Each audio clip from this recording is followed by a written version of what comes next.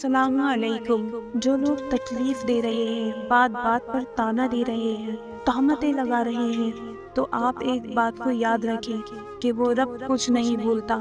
وہ واقف ہے ہر زخم سے۔ لوگوں کے رویوں کو اس کے سپرد کر دیں۔ آپ کا اجر بہت قریب ہے۔ آپ کے صبر کے اس سفر میں آپ کا رب آپ کے ساتھ ہے۔ مایوس مت ہو۔ جس دن تم نے اپنے بگڑے ہوئے کاموں میں شکوے کی جگہ اللہ کی مصلحتوں پر غور کرنا شروع کر دیا نا، یقین کرو تم کامیاب ہو گئے۔ جانتے ہو صبر کی انتہا کیا ہے؟ اس وقت بھی صبر جب لگ رہا ہو اب کچھ نہیں بچا، سب ختم ہو گیا، اب آنکھوں میں اور آنسو نہیں بچے، اب دل میں اور برداشت نہیں رہی، اب میں گر جاؤں گا، میرے قدم لڑکھڑا رہے ہیں۔ ہم صبر کو آسان سمجھتے ہیں۔ صبر ہرگز آسان نہیں، یہ بہت بڑی قربانی ہے۔ اسی لیے صبر اللہ کو سب سے زیادہ پسند ہے۔ اگر اللہ نے اتنے صبر کے بعد بھی اپنے بندے کے لیے کوئی صلہ نہ رکھا ہوتا تو وہ زکریا علیہ السلام کو عمر کے بالکل آخری حصے میں اولاد سے کیوں نوازتا؟ صبر ایک بہت مشکل آزمائش کا نام ہے۔ زندگی کے اکثر مقام ایسے آتے ہیں جب انسان کہتا ہے کہ آخر کب تک، میں ہی کیوں؟ اور بے شک یہ فطرتی طور پر ہوتا ہے، بہت تھک جاتا ہے انسان۔ مگر ایک بات یاد رکھیں کہ آپ کی آزمائش جتنی مشکل ہوتی ہے اس کا اجر بھی اتنا ہی عظیم ہوگا۔ اللہ تعالیٰ کا فضل ہمیشہ ان کا تعاقب کرتا ہے جن کی نیتیں ہمیشہ صاف ہوتی ہیں۔ ہم ہمیشہ نعمتوں کو اپنی نیکیوں کا انعام سمجھتے ہیں اور مصیبتوں کو گناہوں کی سزا۔ اس دنیا میں جزا بہت کم ملتی ہے اور اس میں بھی امتحان ہوتا ہے۔ نعمت شکر کا امتحان ہوتی ہے اور مصیبت صبر کا۔ مطمئن ہو جاؤ کیونکہ اب تمہیں تمہارے صبر کا انعام بہت جلد ملنے ہی والا ہے۔ تمہارے یہ آنسو خوشیوں میں تبدیل ہونے والے ہیں اور فیکون سے تمہارے لیے عرش سے معجزے اترنے والے ہیں۔ سجدے بھی اسی وقت قبول ہوتے ہیں جب سر کے ساتھ دل بھی جھکا ہو۔ تم اللہ کے سپرد کیے ہوئے فیصلوں کو نہیں سمجھ سکتے۔ وہ جو کن فیکون کا مالک ہے، وہ ہر چیز ایک بہترین وقت پر عطا کرتا ہے۔ تم صبر کرو تاکہ تمہیں تمہارے صبر کا اجر بھی 2 گنا مل سکے۔ صبر کرو اور یقین رکھو سب ٹھیک ہو جائے گا، اور سب ٹھیک ہے۔ یہ سوچیں کہ یہ سب وقتی ہے، خوشیاں بھی عارضی تھی اور تمہارا دکھ بھی عارضی ہے۔ آگے ایک نیا سفر منتظر ہے، آگے خوشیاں منتظر ہیں تمہاری۔ پوچھا گیا صبر کسے کہتے ہیں؟ جواب آیا جب تمہاری آنکھیں آنسوؤں سے بھری پڑی ہوں مگر تمہاری زبان پر شکوہ نہ ہو اور دل اس بات کی گواہی دے رہا ہو کہ اللہ جو بھی کرے گا بہتر ہی ہوگا۔ تم ابھی جس مقام پر ہو وہ اللہ کے منصوبے کا ایک حصہ ہے، اور اس سے گزر کر تمہارے لیے وہ سب ہے جو تم مانگتے ہو۔ بے بس تم ہو، تمہارا رب نہیں۔ محتاج تم ہو، تمہارا رب نہیں۔ ناممکن تمہارے لیے ہے، تمہارے رب کے لیے نہیں۔ انسان کے دل میں اللہ کی مہربانی سے ایک ایسا تار ضرور موجود ہوتا ہوا کہ وہ لوٹ کر اللہ کی طرف ضرور آتا ہے، چاہے وہ کسی بھی روپ میں ہو۔ آپ صلی اللہ علیہ وسلم نے فرمایا، بہترین عمل صبر اور درگزر کرنا ہے۔ آپ صلی اللہ علیہ وسلم نے فرمایا، صبر کے ساتھ آسانی کا انتظار کرنا عبادت ہے۔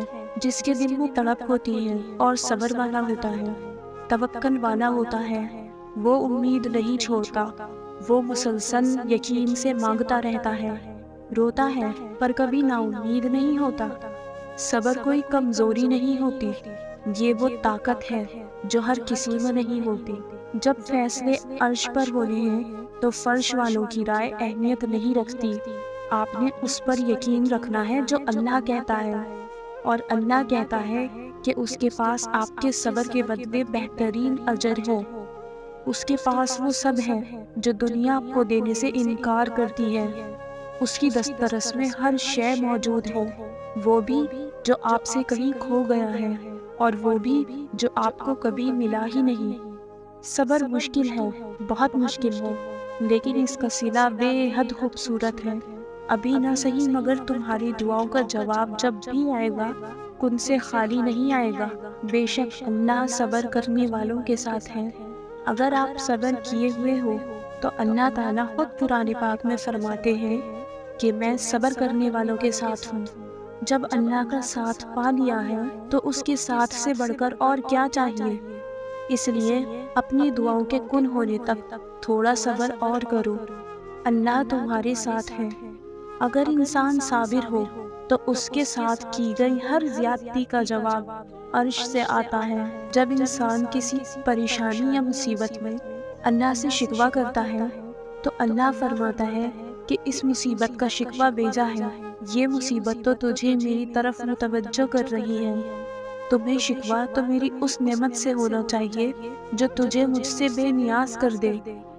کیا پتا تمہارے اس صبر کے بدلے اللہ نے تمہارے لیے وہی کچھ مقرر کیا ہو جو تم اس سے مانگتے مانگتے نہیں تھکتے، جس کے لیے وقت تہجد سر سجدے سے نہیں اٹھتا، جس کے لیے بار بار اللہ کو مناتے ہوئے تمہارے لب نہیں تھکتے۔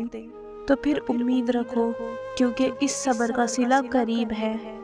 موسیٰ علیہ السلام کی طرح اللہ راستے ان کے لیے بناتا ہے جو اللہ پر توکل کر کے آزمائشوں کے سمندر پر صبر سے چلتے ہیں۔ تم دعا کرنا کبھی مت چھوڑنا، مگر ہاں مقدر کے پیچھے بھی کبھی مت بھاگنا۔ بس یقین رکھنا اور انتظار کرنا۔ جو لمحے صبر آزماتے ہیں دراصل وہی قبولیت کے لمحے ہوتے ہیں۔ تمہاری دعا قبول ہوگی اور بہت بہترین طریقے سے قبول ہوگی، اور پتہ ہے یہ اجر ہے اس صبر کا جو تم نے اس دعا کی قبولیت میں کیا۔ یہ اجر ہے ہر اس پریشانی کا جس کا سامنا تم نے دعا کی قبولیت میں کیا۔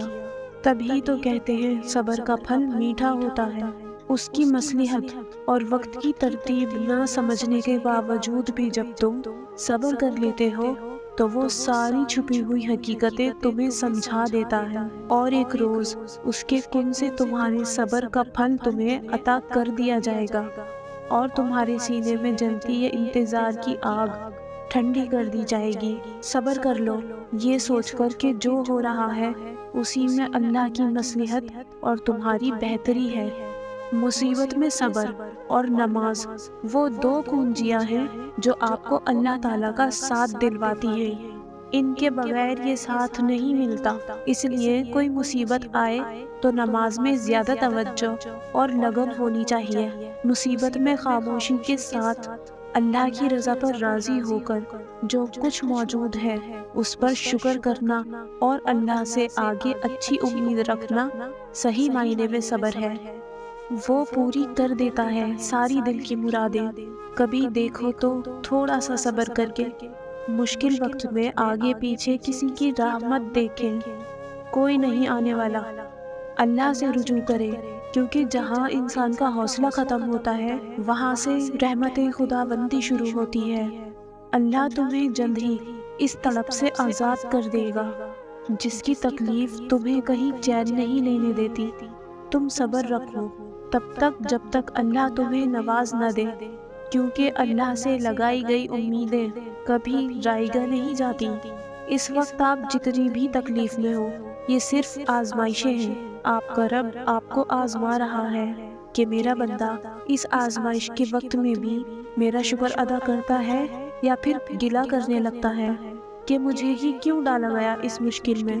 تو سنو، آپ کو بس بھروسہ رکھنا ہے اپنے رب پر جس نے آپ کو اس مشکل اس تکلیف میں ڈالا ہے، وہی آپ کو اس سے نکال بھی لے گا۔